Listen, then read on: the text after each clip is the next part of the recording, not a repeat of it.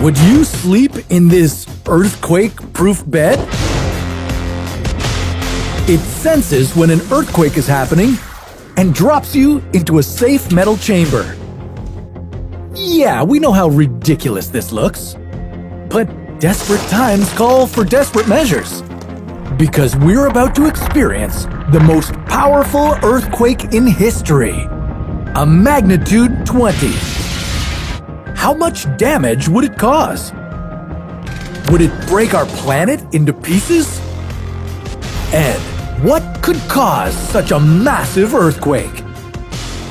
This is What If, and here's what would happen if a magnitude 20 earthquake hits. To understand just how big a magnitude 20 earthquake would be, let's take a look at the Richter scale. The Richter scale is a logarithmic scale that rates the amount of energy released by an earthquake. What does logarithmic mean? Well, in this case, it means that the amount of energy released increases 31.7 times between whole number values on the scale. For example, a 2.0 quake is 32 times as energetic as a 1.0 event. And a 3.0 quake is 1,000 times more powerful than a 1.0 event. The largest earthquake ever recorded registered a magnitude of 9.5, and it caused about $5 billion in damage. It killed 1,655 people and left 2 million people homeless. So, how much worse would a magnitude 20 be? Would we have to evacuate the planet?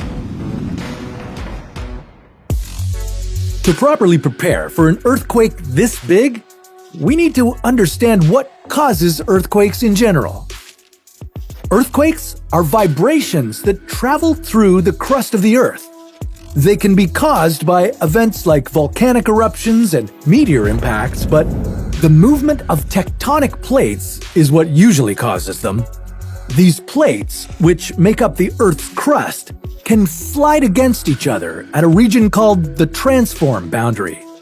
When the plates move in different directions, they can cause a break in the Earth's crust called a fault line.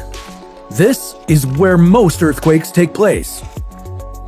The plates create friction as they push together tightly. And if there's enough friction, they can become locked together and stop sliding. But the forces of the Earth will continue to push against them and increase the pent-up energy and pressure. When the pressure builds up enough, it will overcome the friction and result in an intense and sudden shift. This causes the vibration we know as an earthquake. And the longer the fault line, the more massive the earthquake. So, how long of a fault line would be required to produce a magnitude 20 earthquake? Well, let's put it this way. To produce a magnitude 10.5 earthquake, you'd need a fault line of about 80,000 kilometers. And given that the Earth's circumference is only about 40,000 kilometers, that would be highly unlikely. With all that considered, a magnitude 20 earthquake seems pretty impossible. So there's nothing to worry about. Oh right, except for that. One way that a magnitude 20 earthquake could occur would be due to a massive asteroid impact. An earthquake this large would last longer than any earthquake we've ever experienced.